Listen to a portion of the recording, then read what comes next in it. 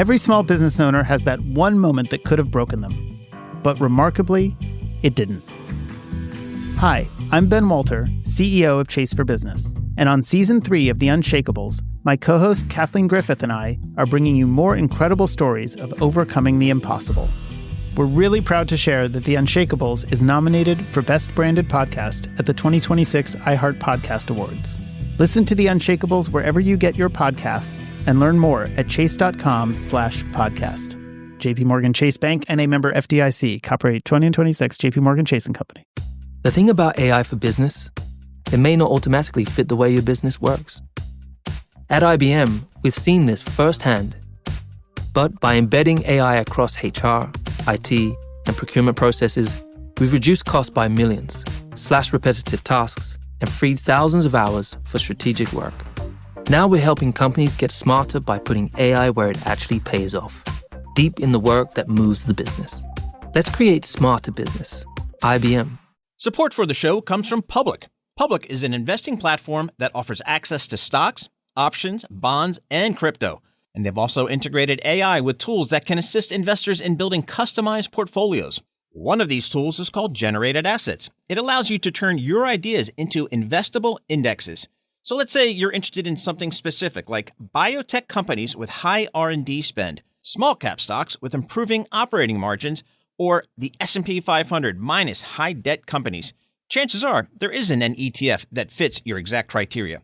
But on Public, you just type in a prompt and their AI screens thousands of stocks and builds a one-of-a-kind index.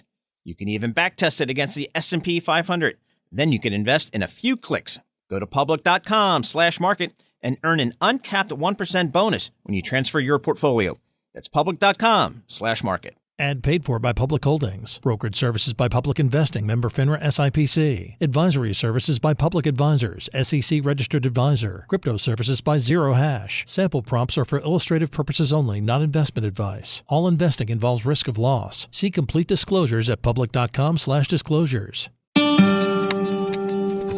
Bloomberg Audio Studios. Podcasts, radio, news. This is a breaking news update from Bloomberg. Instant reaction and analysis from our 3,000 journalists and analysts around the world.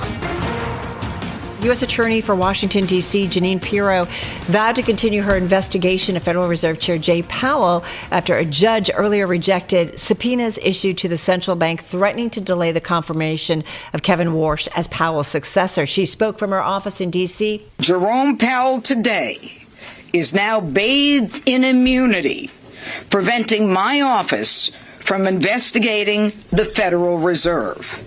This is wrong, and it is without legal authority.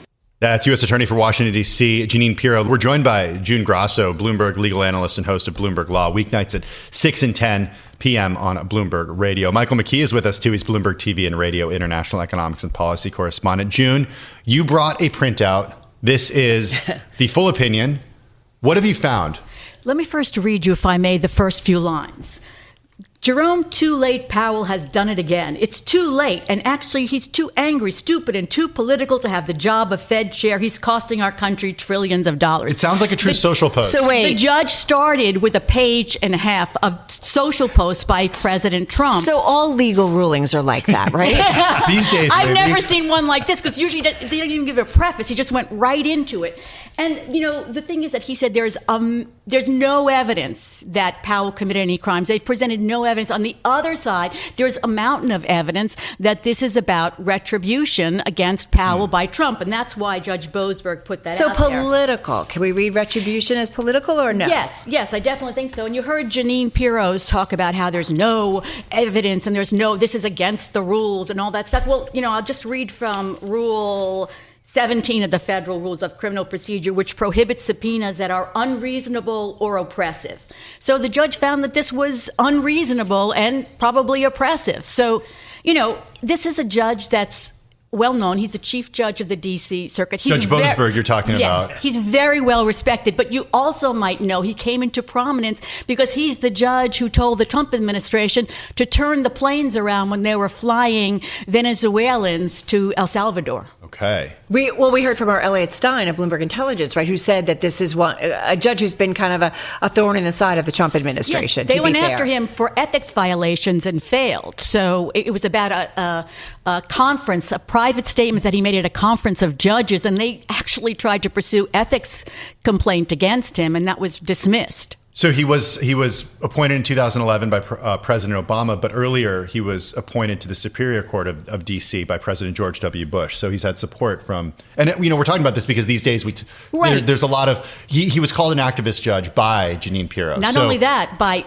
Pam Bondi months and months ago. Okay. I can find the quotes of her calling him and actually calling out Judge Boasberg and a few other judges as activist judges. So, I mean, that's a term that is used a lot by people in this administration. And, you really can't put any credit on that because they call dyed-in-the-wool Republican judges appointed by Ronald Reagan activists. Mike, I want you to come in. You're going to stick around a little bit later and also talk with our Tim O'Brien about all of this. But I mean, is Jay Powell sitting there and being like, Yahoo, or it's not over yet? So he's, because remember he made that video after these subpoenas and was unheard of to see a Fed chair come out and do something like that. Well, he's not rejoicing. I'm sure he's happy with the ruling.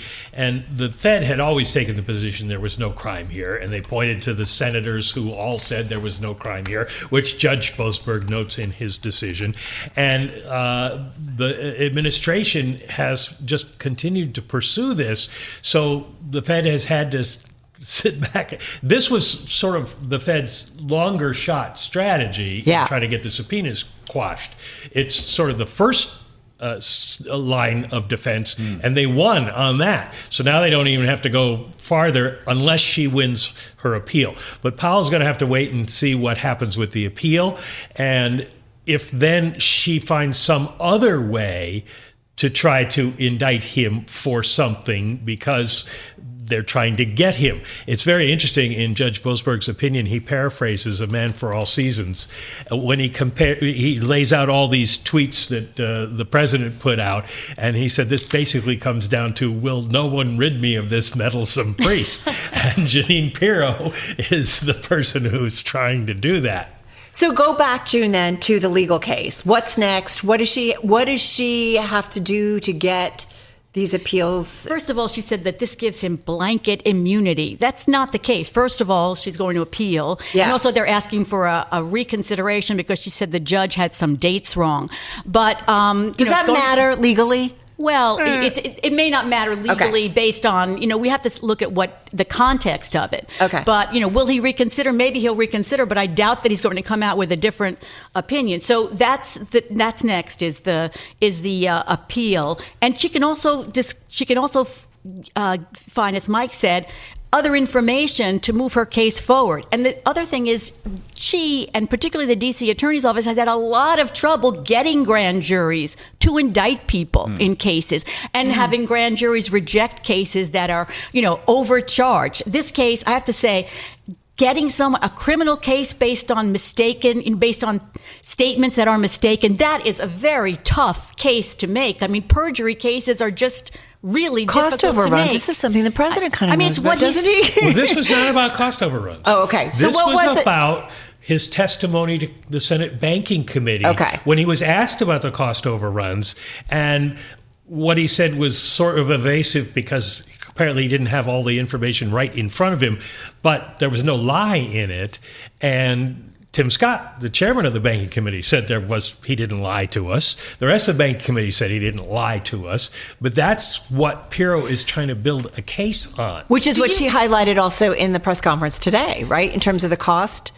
Yeah. Well, yeah, it all revolves around the cost. Okay. But she hasn't tried to charge him with anything in relation to the cost. Okay. It's a fishing expedition. If they got some paperwork from the Fed, if the subpoenas had gone forward, that showed he did something wrong. But fishing expeditions are illegal. I was going to say that if you remember the Barry Bonds case years and years and years ago, where they were trying to Baseball get him, player. Yes, they were trying to get him perjury based on statements he made to a grand jury. And if you read it, he just went around and around. He didn't lie specifically. 7 years of pretrial and things like that. He finally got convicted, and then it was overturned on appeal. I mean, these are not easy cases to make, and by the time it goes through, Jeanine Pirro will probably be out of the D.C. Kevin office. Warsh has to wait 7 years.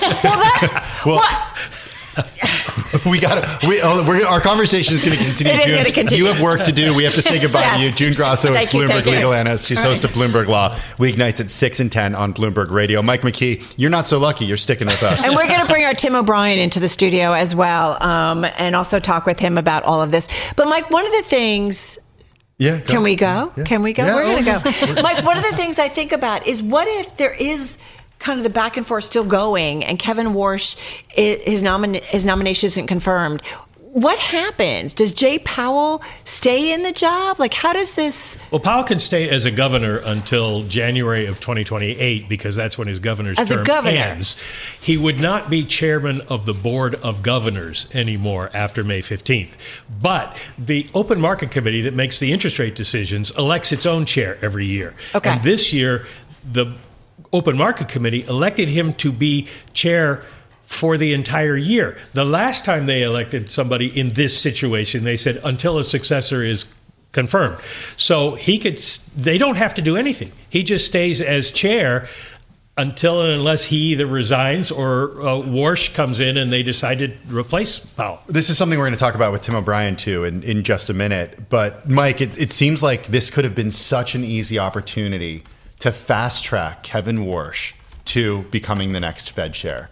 Had Jeanine Pirro accepted the decision from this judge and said, okay, the judge spoke, we're done, that's it, and we're not going to appeal this. But now Tom Tillis says, as long as this process continues, he will not allow Kevin Warsh to move from committee to get confirmed.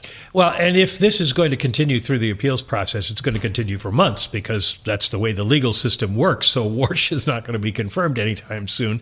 I suppose it makes Stephen Myron happy because he stays in the seat. But you have to shake your head. You have to wonder and say, what were they thinking? But we're always saying that these days. Yeah. Well, let's bring in Tim O'Brien. He's Bloomberg Opinion Senior Executive Editor. He's back here in our studio. Tim, we wanted you on because you have a column earlier that we spoke about the president and plans and planning for this. And I think this is kind of a perfect opportunity to talk about what was the plan here. Is there a plan? Is there a plan here? And I think if you know what my answer is going to be. Yeah, I know what your answer is going to be. But this seems to be...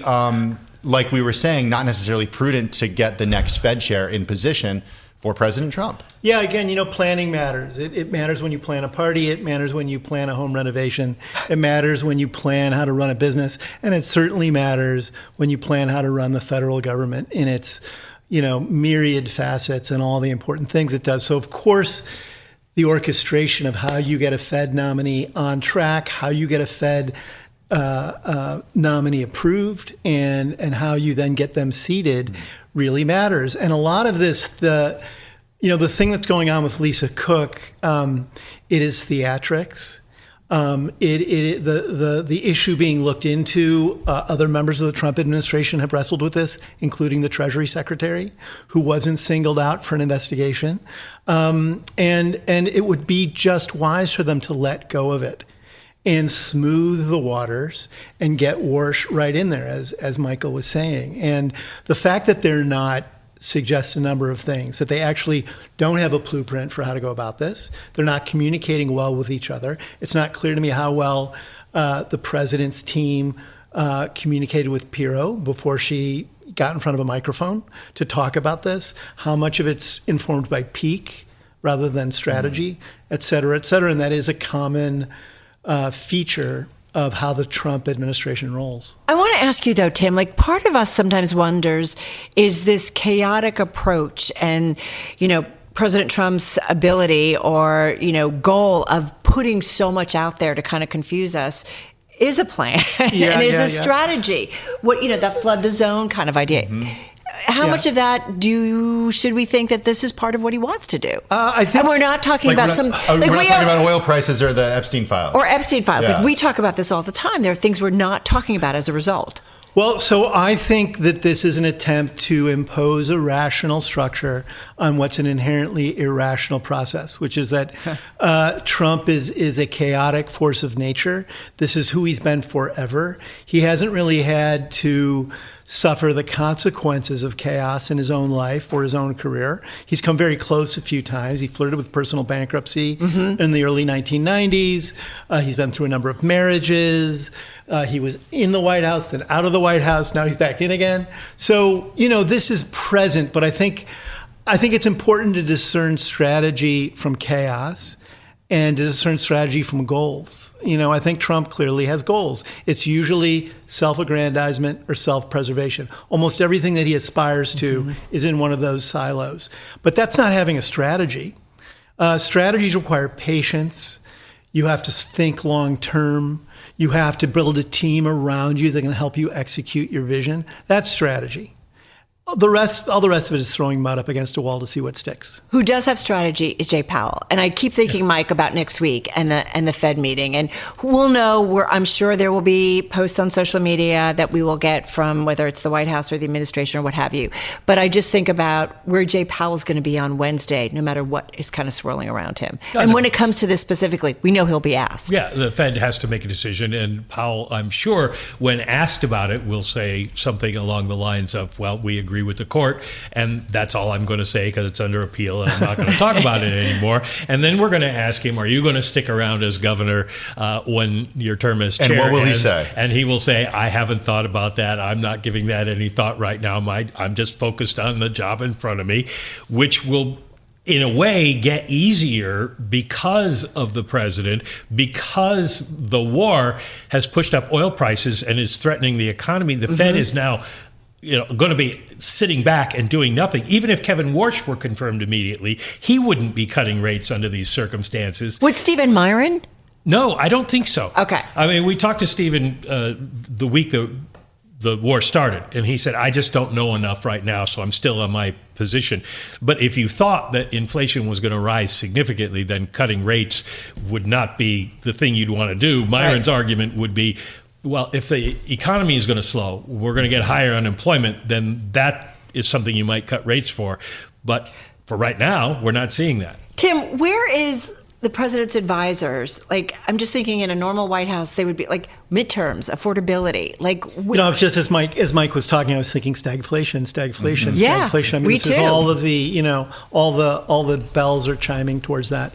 I think in Trump's first White House, he had advisors around him who talked back, whether it was, General Mattis on the one hand or Rex Tillerson on the other. And I don't think those sort of people exist in this administration, because I think the lesson that the president took away from his first administration was people who give you independent advice get in your way, and they contradict how you see the world. And he doesn't like either one of those things. So what you have now is essentially an apparatus around him that's enabling. But anyone who talks to people in the White House or reports on it describes it as essentially a tornado of different goals and poor communication. What did you, Tim, were your takeaways of the press conference we saw with the U.S. Attorney Jeanine Pirro? It was combative. It was energetic. She was. I think she was very. I'm just confused about who that was for. And it reminded me as of sort of an emissary of the president. It reminded me of the Attorney General's recent congressional testimony, where it was similar. It was, I am not going to concede your point. I'm not really going to answer your question. I'm here because Donald Trump is the best president in the history of the world, and our goal is to achieve X, and therefore we will do it. And I tend to think.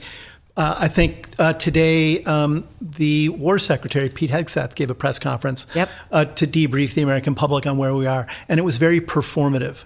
And again, I think all of these people are cognizant of that when they're on TV, there's an audience of one in the Oval Office that they have to think about before everyone else. There's something interesting about this, too, because at the Defense Department, remember, they essentially forced all the regular mainstream press out. So the people who are at Hegseth Lindell news TV conferences asking a question earlier today. All basically affiliated with right-wing media outlets. But at the Justice Department today, there was a lot of antagonism that she was responding to. She got asked, how does this fit in with all of the other cases that you have failed to get grand juries to indict? Right. And that made her very angry at the end. You know, one of the things I think about, too, is just... I just blanked, actually. Well, I wanted to ask about Fed independence, Mike, and I'm wondering if a decision like this from a judge makes you think, okay, the Fed, and maybe makes investors think Fed independence is strong. It's kind of a mixed picture. Yes, the markets feel basically that Fed independence is strong. Now, one of the issues is how strong is their credibility because of what the problem they had with the big inflation scare and things like that. And everybody doesn't know exactly how this plays out with the president and the Fed. But for right now, the markets believe in the Fed, and I don't think it's going to take a lot to change that. And the more this goes on, the more the president turns other members of the Fed against him, and people stick up for the institution. And whether they love Jay Powell or hate Jay Powell, the Fed itself is more important. That's what I actually wanted to go to. So thank you for triggering my brain, the synapses. But I mean, I think about, Tim, too, that we talk about a Trump put, right? That the president does watch the markets. And really this week, I think we've seen things where he's come out to almost massage the energy trade. So should we assume, whether it's the Fed, nervousness in the markets, that he will come back to that? Well, I think, he can't just massage the energy trade forever. There is a point of no return. Oil prices have been on a yo-yo, and at some point, because of the nature of the industry, everything will shut down for a period of time, and it'll take a while to revive it, and there will be economic consequences for that. And I think he's hoping that within these little moments of breathing room, maybe the Iranians come to the table or something else. I don't know exactly what he's thinking, but nobody does, ever. Nobody does. But the interesting thing here now, if you compare it to Liberation Day and tariffs, is the whole dance around, was he going to impose tariffs or not, played out over several months because he had the time to do that. He does not have the time in this situation to let this play out that long at all. And he is now dealing with fanatics in Iran who are going to dig in and wage a long war, it appears. Yeah. And he can be fanatical himself. And if both sides on this end up just digging in, we're going to have a full-blown energy crisis. Which is why we also have, market watchers saying, we've got to know kind of the duration, the impact, and that will determine so much going forward.